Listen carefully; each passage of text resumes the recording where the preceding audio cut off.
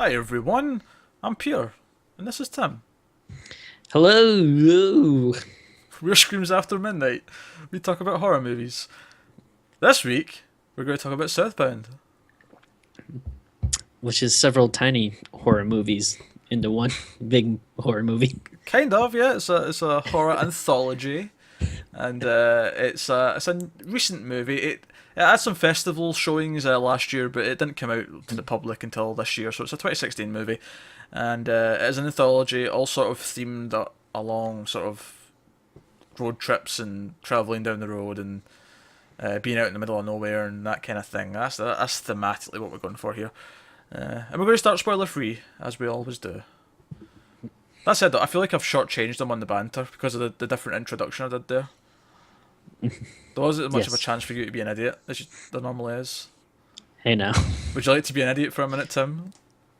I don't know if I would know how to be, given the chance. Lies. I'm very smart. Don't believe his lies.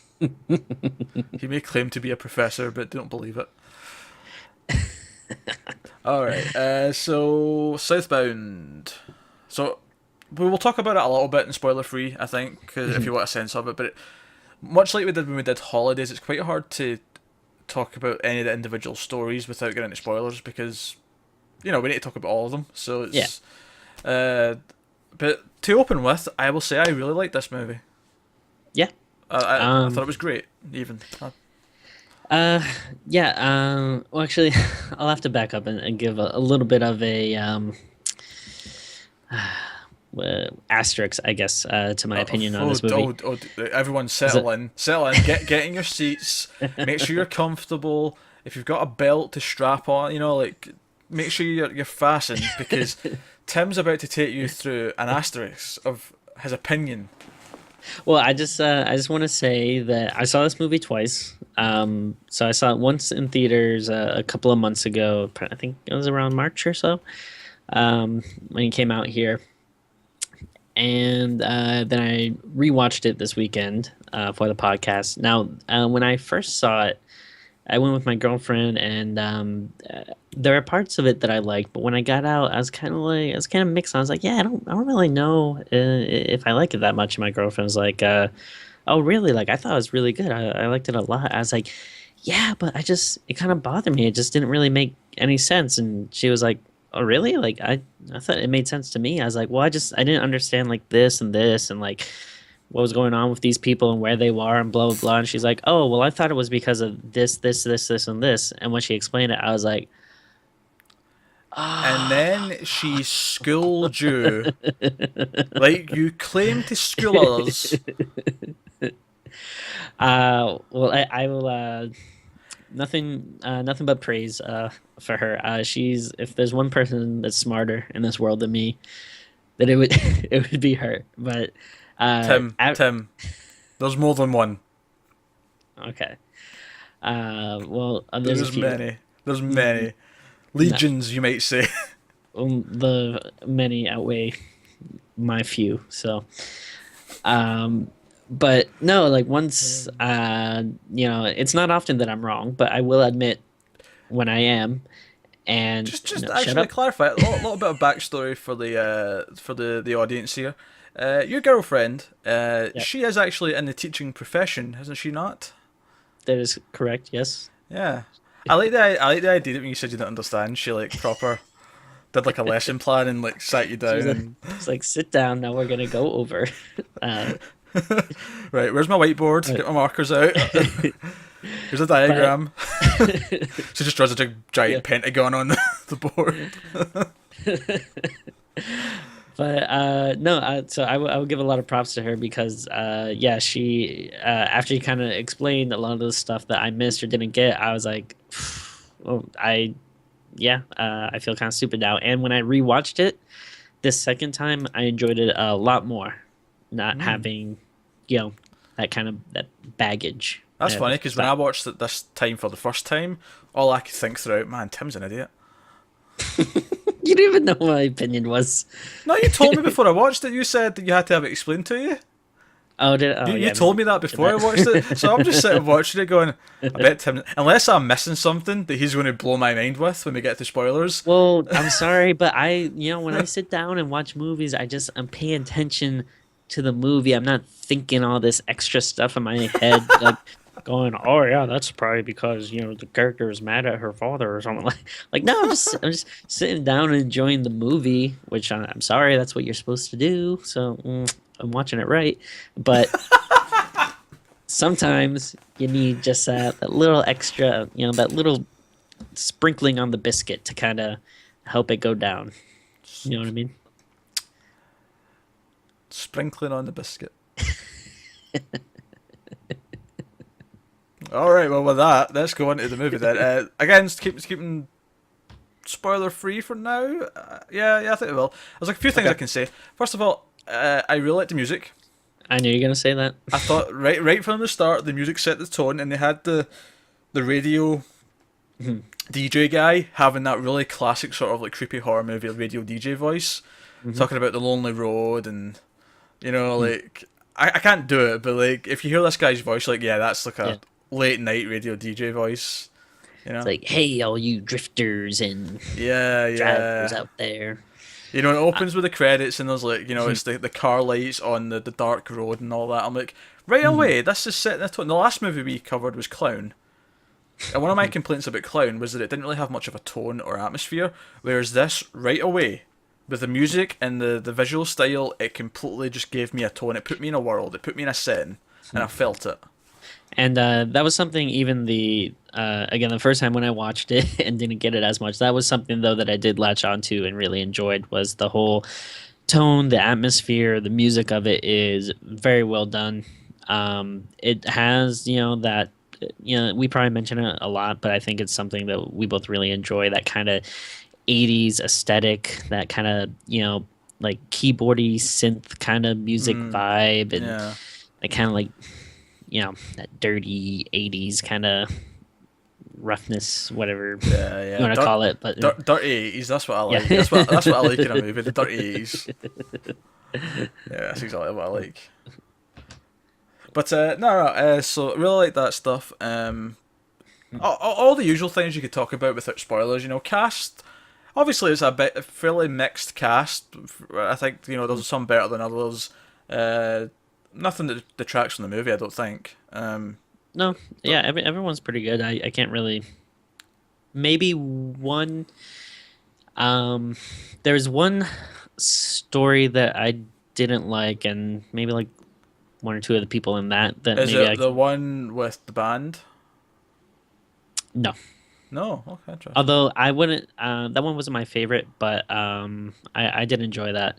The only one that I really didn't enjoy was the one where the guy was looking for his sister. Right. Okay. Okay. I think that was the weakest of the bunch. Yeah. Well, I think obviously we can't really talk about the actual plot, so Right. any of them until we get to spoilers, because it's a series of short stories. It's hard to talk about any of them without thinking. I mean, but Let me ask you this, just mm, kind of general impressions. One thing we talk a lot about when we do these anthology movies is how they're usually kind of a mixed bag. Sometimes you get really good stuff, middle mm-hmm. stuff, bad stuff. Overall, did you think all the stories were good? Did you have any problems with any ones in particular, or just So some are better than others, obviously. yeah?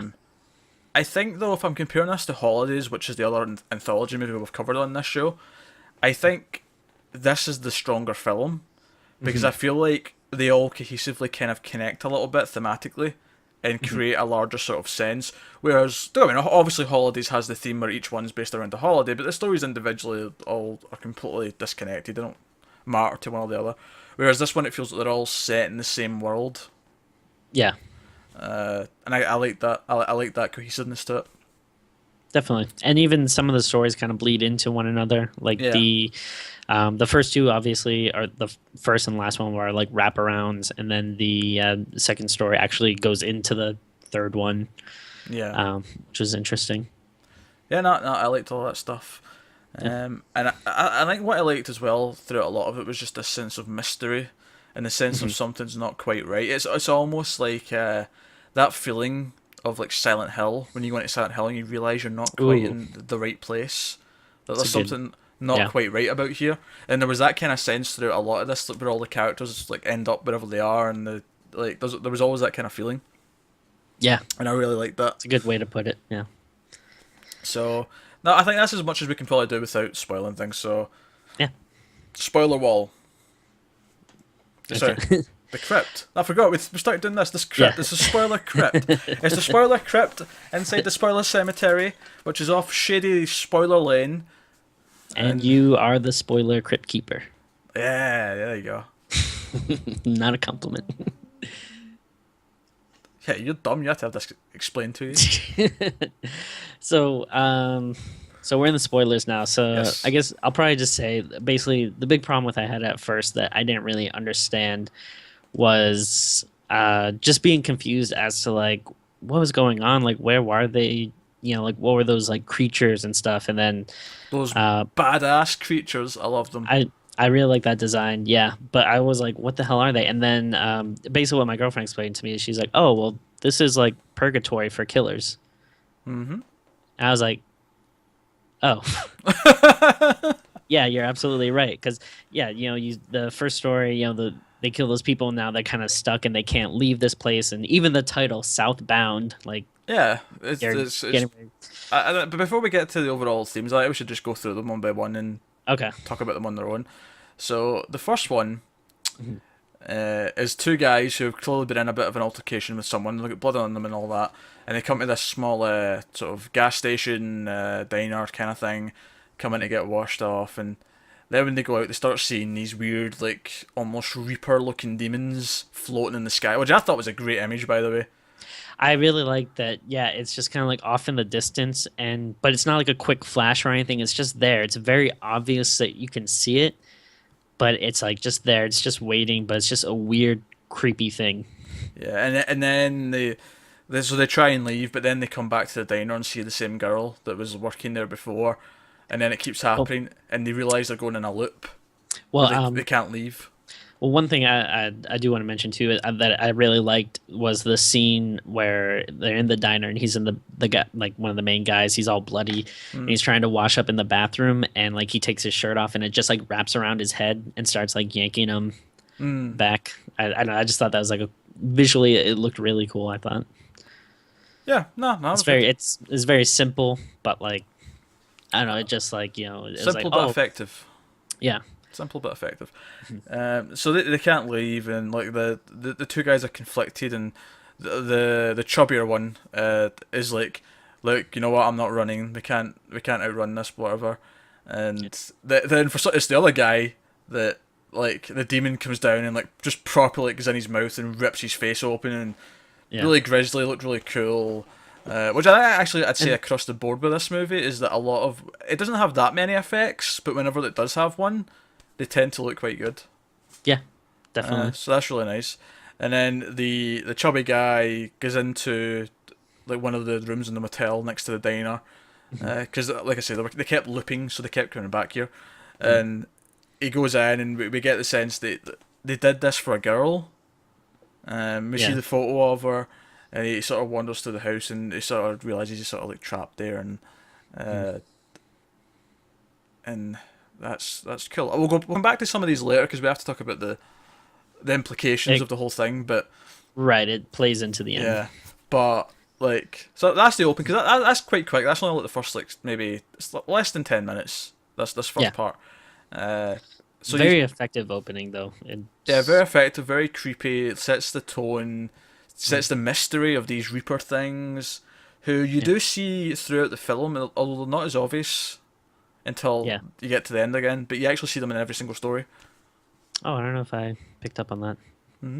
Yes. I know there's definitely other ones I've noticed them in, but I don't know if I saw them in each one. But that's really cool. Also, I don't know if it's something that we've talked about that much before. I know we talked about it off air and stuff, but something I always like is stuff that you don't see all the time in horror movies, and I like that in this, it wasn't just the cliche stuff where something is, creepy at night in the dark woods in a basement or something. Like there are these like things in like broad daylight, like the sun is out and, blazing, middle of the day, and it's just something you don't always see. Like obviously, it's not. It's has been done before, but it's just you get so used to dark, creepy attics and nighttime shots where it's hard to see and stuff that it's cool every now and again to see something that's just in like broad daylight or super bright.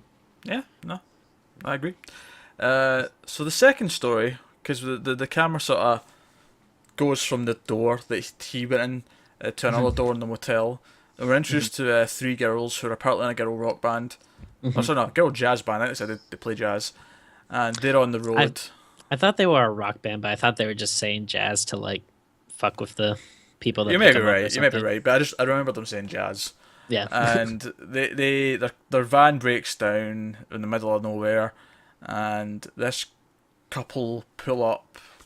I thought they were creepy from the get go, but because they're so fecked in the middle of nowhere and they need help, they decide to go with them. Although the main girl doesn't. The main girl's against this idea, and she's against it from the get go.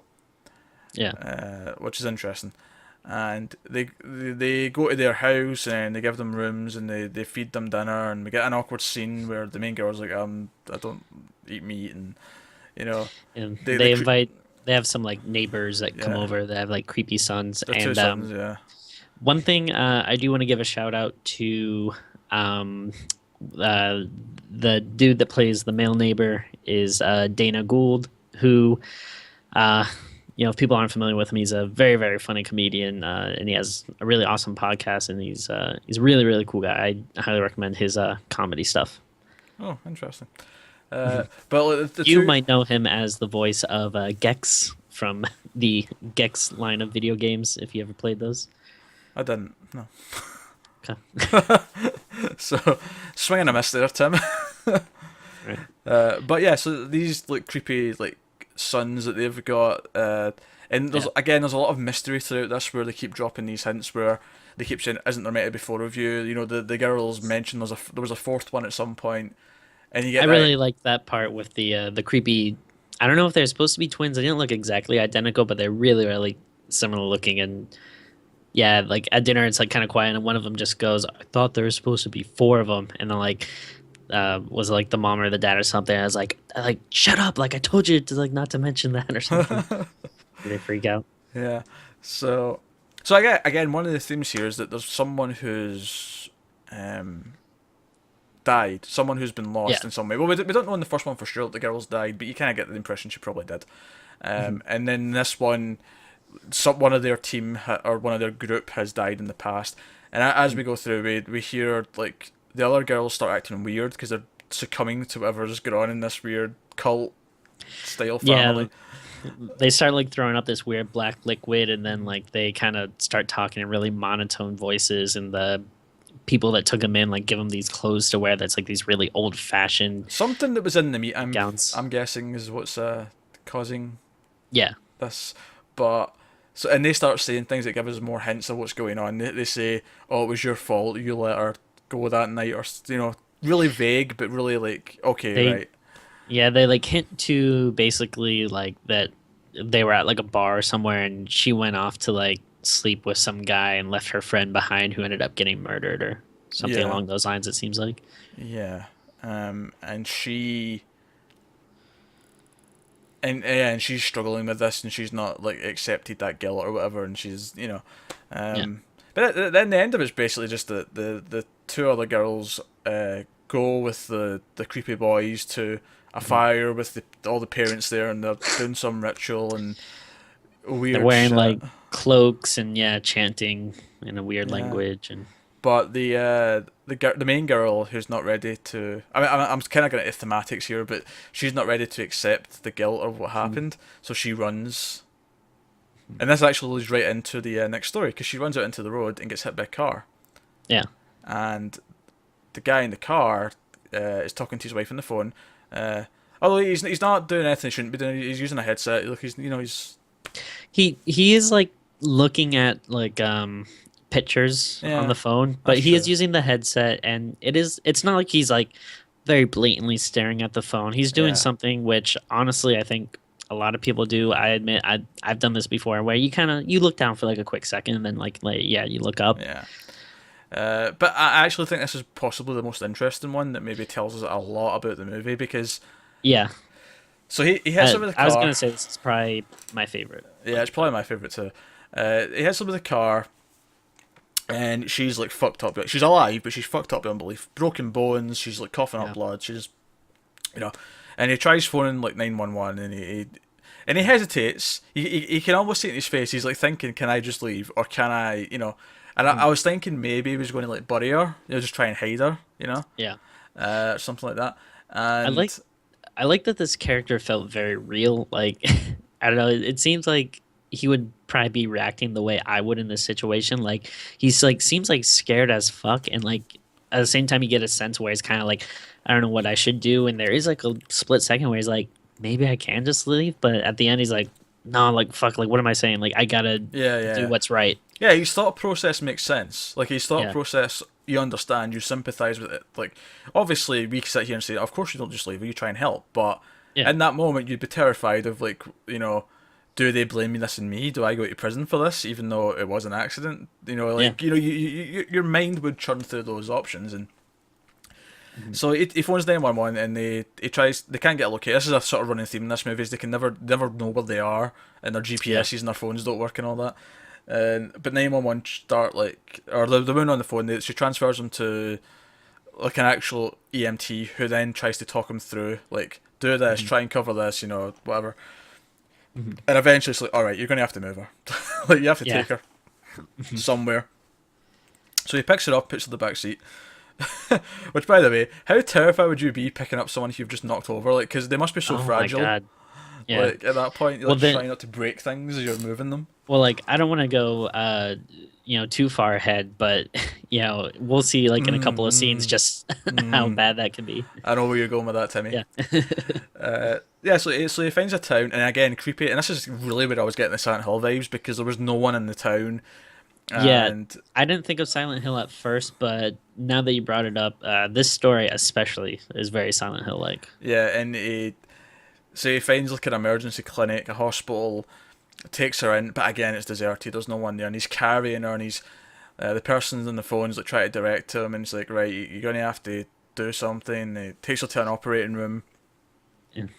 And she starts giving him these really specific instructions. And this is when another voice comes in as well. A male voice comes in. And wait, is this the point where her leg falls off? Yeah, it's before he puts her on the table. Like her leg just completely like splits apart and is just dangling with like whatever's left of the veins or whatever. Ugh. We were talking before, just a little bit earlier, but in the last episode we were talking about Clown. We are talking about how there's a lot of stuff there that made me wince, and there's definitely a lot of instances in this story where I winced at things. The leg was definitely like a little like ooh, and then some of the stuff he's gonna have to do in a few minutes. Yeah, I can agree with that. But this is when the people on the phone like sort of show their hand. Like they start to reveal that they know more than they should. They start saying, "Oh, our internal things are doing this," and he's like, "Wait, how do you know that?" Like, you know. And again, it feels quite realistic in that sense, where he immediately goes, "Wait a minute, you wouldn't know that? Like, what the fuck?" No, he like definitely knows something weird is going on, but at the same time, he's like, well, I mean, I gotta help this girl. So I think it escalates quite well, and I also like when he puts her in the car. He immediately says, "I'm going to do everything I can." Like, you know, he's trying to be a good guy here, and he tries to do it. And you know, so they get him to put the tube down her neck so that she can breathe, and then they tell him to cut into her stomach so he can get in and what was it? Compress the lung? No, like they kidney? wanted to like. Was it lung or kidney? I can't remember. I forget which, but one of those. Like he has to actually like put his hand inside her and like, hold down her organs. Yeah, I mean, we say put his hand inside her. We're not talking in a fun, dirty way. No, we're talking hole in the stomach. You know, like blood everywhere. Like, and I almost get the sense that like they were intentionally trying to get him to kill her. Yeah, there's a part of me that thought that too. Yeah, and for me, I think thematically, this is like him having to accept what he's done. Like he's accidentally killed this girl. So he sort of like takes it into his own hands and does it without sort of knowing that he's doing it. But I thought that was a really good moment. and then the phone's like the people on the phone are like go here, blah blah blah, and he goes and finds like the same clothes that he's wearing, basically, like perfectly Yeah. clean. Because at this point he's covered in fucking blood. He's like, Is he's a this mess. and I thought it was like a cool visual too. He had his like earbuds were down on the floor covered in blood, and he just picks it up and like just puts it back in his ear, even though it's like all Yeah. bloody and stuff. Yeah, nah, this was all great stuff. It was like I really liked the sort of tone and like this the general sort of feeling throughout this Yeah. story, and then he goes outside and he presses the button in his keys to unlock his car. And we look at the one that's all bloody and like the windshield's all shot to shit because of the girl hitting it and whatever, Yeah. and it's actually a car behind him that opens up, Yeah. and it's like the same car but it's perfectly fine. And I think doesn't he even like say something to the person on the phone, like he says like, "Can I go now?" Yeah, it's when he's still inside because he tries to get out and he can't. Like all the doors are Yeah. locked and he can't get out. And after he gets dressed and after he's done everything, and he's like, "Wait, so I can go?" And he's like, "Yeah, you can leave. You're free to go." And he leaves. He leaves town, and that's like the end of the story. And for me, what that says is that he gets out because he took responsibility for what he did and he made the right choices. That's a big thing in this movie. Is all these? I think it implies that all these different things happen on a loop Yeah. to infinity until you make the right choices. And I feel like here, this was a story where we've seen the character make the right choices. Yeah. No, exactly. And again, I feel stupid, but it's not something I really got at first. But then having that knowledge afterwards and seeing like, oh, it is kind of like a purgatory limbo kind of place for like killers, and then being like, oh, but like the difference with him is he tried to save this person, and like you said, he took responsibility. He tried to do the right thing. He didn't run, and so so he gets off. He gets to go, Yeah. So and I just and it's really cool just the way that's done. yeah, no, yeah, it looks really cool. And it's when he's driving out, you can see one of the Reaper demon things watching him. Yeah. But then that Wait, transition, not the woman. There's an actual demon thing. Oh, so not the woman in the payphone. No, there's an actual Okay. demon thing you can see in the scene. Okay. And then we go over to the woman in the payphone, who was the woman on the phone talking to him. Yeah. No, this I kind of have a little bit of a problem with. I'm kind of like what like I don't know. I just felt like a little forced or something. I think it would have been better if we never really saw who was talking to him. It doesn't bother me because it's still kind of just weird and mysterious. Like what? Like because we know there was more than one. There was clearly at least two people, if not three people, talking to him on the phone. It just adds more to this stuff of like what the fuck's going on. This weird vibe. I like the idea of it, and this is like a small gripe. I know it's not like it ruined the movie for me, but I just like the idea more of it being a kind of mysterious, disembodied voice or kind of a ghost or something, and not like, I mean, granted, this person could be a ghost. We don't know exactly what they are, if they're ghosts or demons or whatever, but to actually see the person on the phone, be like, oh, like what, like is that their job? Do they know, like, hey, I better get over to the phone because this guy's gonna call or something? It's I think it was more of a just a way to tie the transition. stories. Yeah, Yeah. I think it was. I don't think it's No, meant to and, mean too much. This yeah, particular I'll- transition. Yeah, I'll admit I'm overthinking it, and most of the problems I do have with the movie do come from probably just small, stupid gripes and overthinking stuff. But yeah, again, just a little annoyance for me, but yeah, doesn't ruin the movie or anything. Yeah. So the next story is a brother looking for his sister, who comes into the town. So I'm kind of curious what you'll say about this one, because for me, this is definitely the weakest story. I thought the in my girl band opinion. one was the weakest. Really, Yeah. I didn't mind that one as much. This one this one I'll probably say, other than like a few cool visuals, this one I honestly I just didn't like. Because the girl band one felt to me like I just knew exactly where it was going the entire time. Like there was nothing in that one that was that interesting. I mean, it was okay, but it felt really stuck. Whereas this one, the start was kind of like we had this scene in the bar where the guy breaks in with a gun and he like starts shooting people or whatever, and he shoots the guy's hand off. So he's like a demon and. Well, before we even go into that, so the girl from the payphone, she walks into this bar and like she sits down, and there's this whole big thing with her not closing the door. Like the bartender's like, "Hey, you didn't close the door." She's like, "Come on." I was like, "No, you didn't close it. Like, just give me your drink, huh?" And I don't know. I don't know why that was such a big deal. Like, obviously, this guy's gonna burst through the door in a couple of seconds, but did they know that was gonna happen? If they just closed the door, would that have prevented it? Well, and if this is like their job to deal with the people who come into purgatory, And then they don't feel like dealing with it. yeah. So the whole thing about the door being closed is that they want a break, and then he comes in because when he comes in, the bartender's just kind of like, "See what you fucking did," Yeah. like it's just like a sigh. It's like, uh, That's kind of interesting. I like that a little bit better. Yeah, if that's what they were going for. yeah, Yeah. yeah, it kind of came across to me like that. Okay. But he's looking for his sister, and he kind of like he grabs the bartender and like holds him at gunpoint and forces him to take him to a Hmm. place, and he takes him to this weird place, and this is where it told me that this purgatory was like set around somewhere actually on Earth, but people couldn't see the real stuff. Hmm. Because he's like, here's the door here. So that's why like in the previous story when the guy's in town he couldn't see anyone. I'm inclined to think that there was people actually around in real life in that town at that point, but he couldn't see them because he was in like the purgatory realm of it, if that makes sense. Yeah, that Whereas would make whereas sense. this story is actually in real life for the most part. Yeah. Hmm. At least this part of it, because it's this brother who's alive, presumably, trying to find his sister. Yeah. No, that Um, definitely makes sense. And then when someone, and then yeah, there's probably like there are these times where people can kind of cross between each plane or well, whatever, that's depending on their assuming actions or. this is assuming the brother actually is alive, which I'm inclined to Yeah. think he is because he comments that she's not aged, whereas he's like a lot older than she is. Yeah, They that's the make feeling I got. yeah, Yeah. they make a point of saying that, Mm. and so he takes him to this like tattoo place that's like in a back room of Yeah.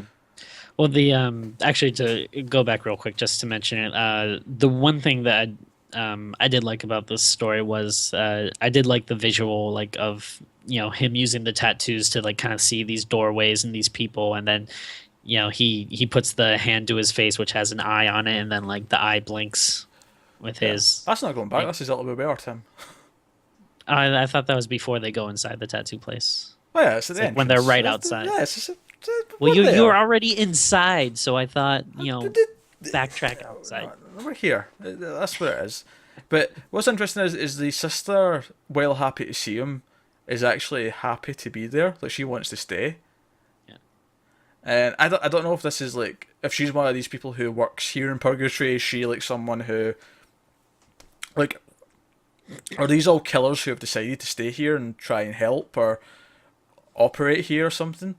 You know, like Yeah. because she brings up later that she killed their mum, like, and she kind of did it as a kid, but she it was kind of intentional, like, and Yeah. she's kind of made peace with that, and she sort of belongs there in purgatory. So, I mean, I'm not sure exactly what tuned into like the brother getting like mauled by these weird demon things with the Yeah. end of the road, which by the way is a really cool image of the idea that the road just ends. Yeah. And he gets dragged out of the car and Yeah, do you have thoughts on what that means specifically? mm, I mean none that I really thought too hard about. Because I'm not sure. I'd love to go and do some reading on the. I literally just watched this before we started recording Yeah. stuff tonight. I'd love to go and actually read some what theories are as to what that specifically means because I'm not quite sure.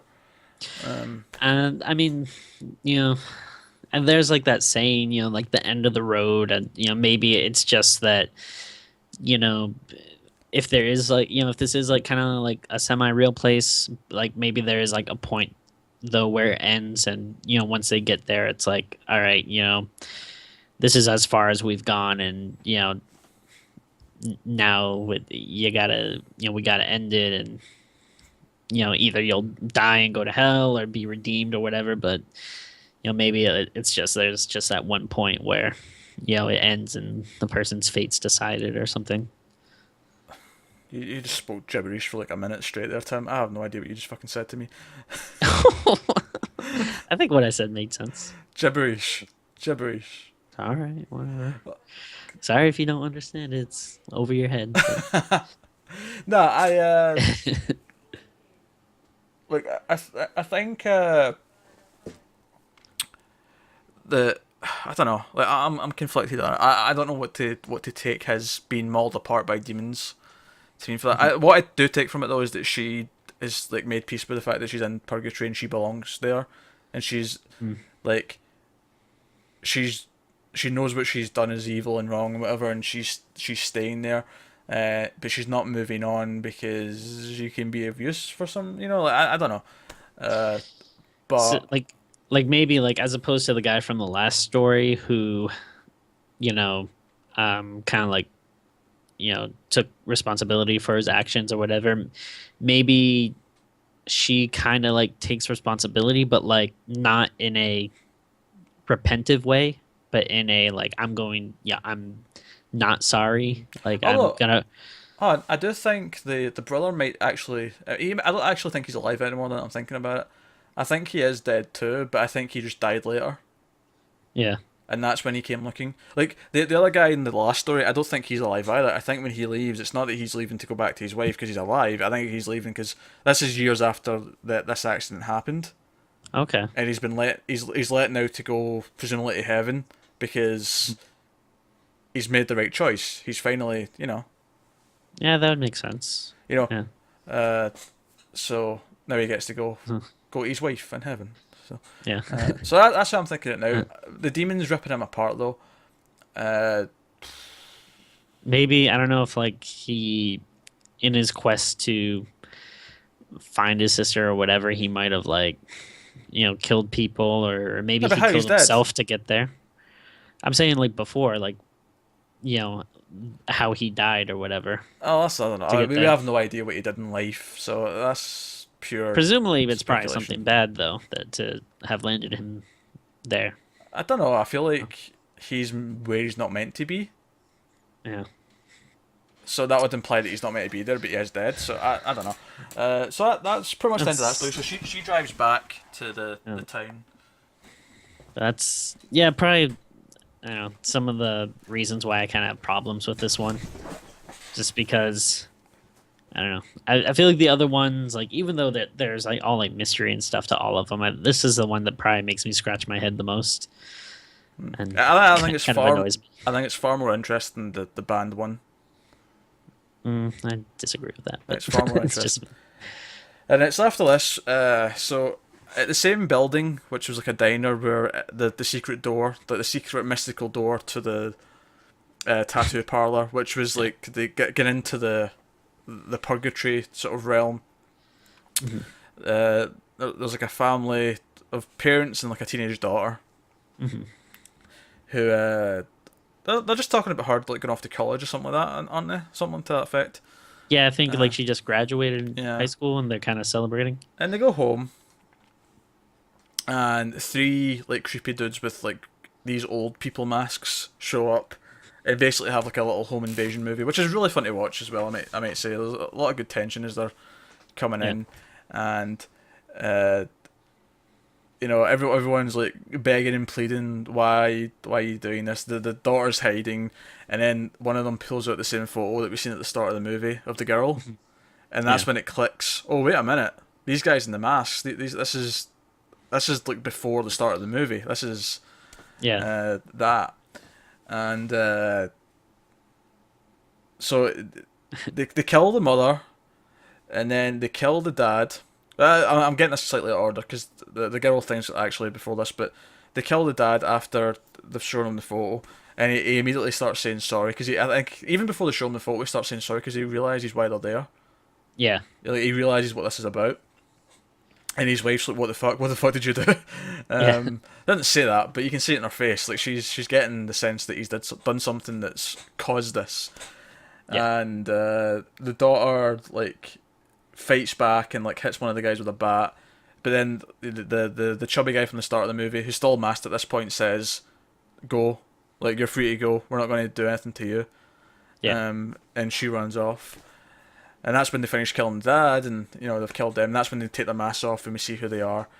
But then the girl comes back, and the girl starts attacking them, out of I don't know, revenge, or I think she probably thinks the parents are still alive because she's like shocked to see them dead when she walks through the living room, and this is all going off, and the girl like starts attacking them properly with various things, and she runs into the chubby guy who stabs her, like because she's just she's she's trying to attack them, and he stabs her, and she dies. And it's when she dies that those Reaper creatures like come out of the parents and the girl's body and start coming after them, and they Yeah. run out to the car and drive, and that's when they basically drive into the start of the movie, and that's the final sort of story. But again, this tells a lot of stuff, and what this tells us is that the choice they made that was wrong was killing the girl. Everything was fine until that moment. That was when the Reaper started to appear. Yeah. And because it's happening again, like it did at the start of the movie, because all the stories link together, they all link to the next one, and yet this still linked to this at the end, which goes into the start of the movie. And again, it shows that there's this. They're going to keep repeating this and doing it over and over again until they make the right choice. Yeah. That's what this purgatory is that they're going to keep having to do it again and again until they make the correct choice. And I think that's why the middle story is really important as well, because it shows you him making the right choice, and he gets to leave, he gets to move on. Yeah, it has at least one person like actually doing what they're supposed to or what they need to. Because I think the meaning would be lost if we didn't have one where someone did the right thing. Yeah. We wouldn't get it as clearly, certainly. But no, I really like this last part as well. I thought the home invasion stuff was creepy. I thought the moment where you realise who it is was hit quite well. And then again, we had good music. We had the car going away with the ground falling behind them. I thought it was really good. Yeah. No, definitely. I like the way it, it actually like pretty perfectly ties in with the beginning of this movie and creates this like nice little loop. And while at the same time being kind of its own, home invasion thing, which was cool in its own right. And it's just cool to kind of get almost two different stories with these kind of same characters kind of bookending the beginning and end of the movie. And they don't actually say what the dad character in this family did to the girl that these guys are obviously wanting revenge for. I think the implication is that they either molested her or even killed her himself. That was my guess was that it was probably that chubby guy's daughter or whatever, and he probably did something along the lines of molestation that might have either led to her death. And I thought maybe it might.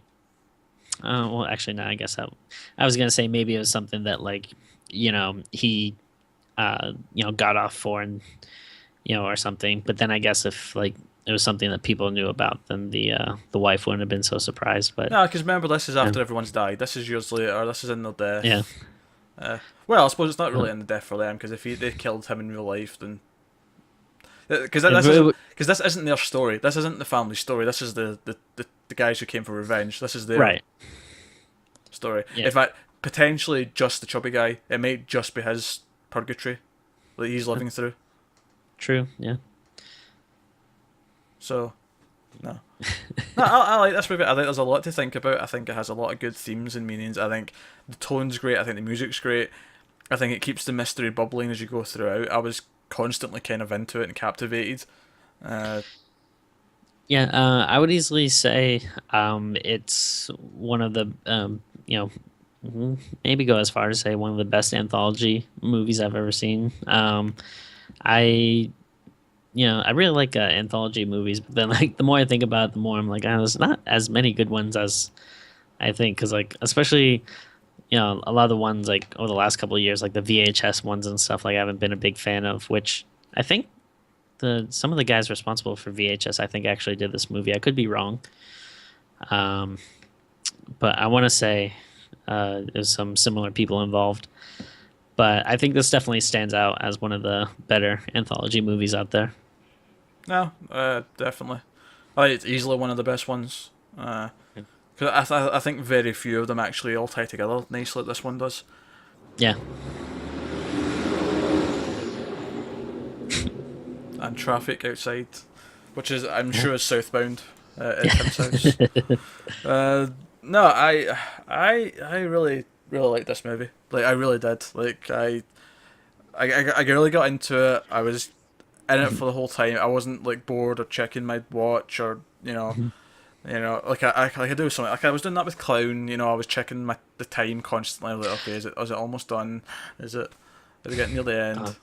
That just reminded me of something. I know this isn't the Clown episode, but I saw Clown in the theaters, and there was this guy maybe 2-3 rows in front of me that like had his phone on the entire movie, and it really bugged me. It didn't make any noises, but he kept like taking it out and looking at it, and like in a dark theater. Yeah, it You see breaks. that shit? Yeah, it's really And light then the thing that was like driving me crazy is that like I'd look down and he wasn't like sending texts or anything. He just like literally had his phone and like kept swiping the screen like back and forth. It really annoyed me. But This sounds annoying. It annoys me. yeah. Cinema etiquette, people. Be nice It, to other people at the theater. it drives me insane. Like when people just do not respect the theater going process. I agree. That's Southbound, guys. I highly recommend checking it out, actually. I think it's one of the better horror movies of the year. We've had quite a few good ones this year, but I think it's definitely up there in the top 5 of the year so far. So Sounds I about right. certainly recommend it. So yeah, that's ratings. Cookies. No, biscuits out of 10. Why did I say cookies? That's your word for it.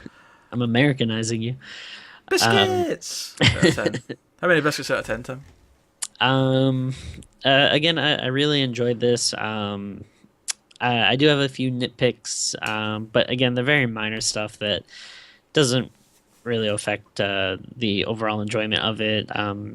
Like I said, I was a little confused the first time I saw it, but after getting past that, I actually found a lot more appreciation for it. So I think maybe it might be a little lower than you, but I'm going to give it a very enthusiastic, solid 8 out of 10. Okay, cool. It's not that much lower than me. I'm going to go with 8.5. That's what I biscuits thought you were going to say. out of 10. Well, I'm sorry, it's not predict what Peter's rating is going to be the show, okay? Right, calm your biscuits there, Tim. Don't get all hot and bothered. I don't think you want to admit it, but I think I might just know you better than you know yourself. Bollocks. But anyway, that's Southbound, and this has been Screams After Midnight. This might be episode 60. My God. I think it's episode 60. I can't tell you for sure, but it might be. So that's a reasonable-ish milestone. Yeah. Yeah. That is. So, thank you very much for watching and or listening, people. It is always appreciated. Let us know what you thought of the movie, either below in the comments on YouTube, or you can tweet at us at meld_fuzz. Emails, mailedfuzz@gmail.com, especially if you've got any movies you'd like us to cover at some point. If you wanted to, if you've got some obscure movie from 1987 you want us to go back and watch, I'll add it to the list. I'm not going to promise I'll get to it soon, but we'll add it to the list. Tim, if people wanted to find you, where could they do so? Any social media stuff is at Tim Vargulish, and check out comic book stuff at facebook.com/goatmancomics. And see his drawing representing today's movie at the end of the show as the music plays. That's only in the video, obviously. On the audio, you're just going to have to go find it on the website or whatever. I'll tweet them out. You can find me, of course, on social media at Wibble89, and you can also find me on a bunch of other stuff here on the network, such as the regular movie stuff, 1.21 gigawatts, the TV stuff, Almost Cancelled, or the new DC Comics podcast, Comics from the Multiverse. And that's about it.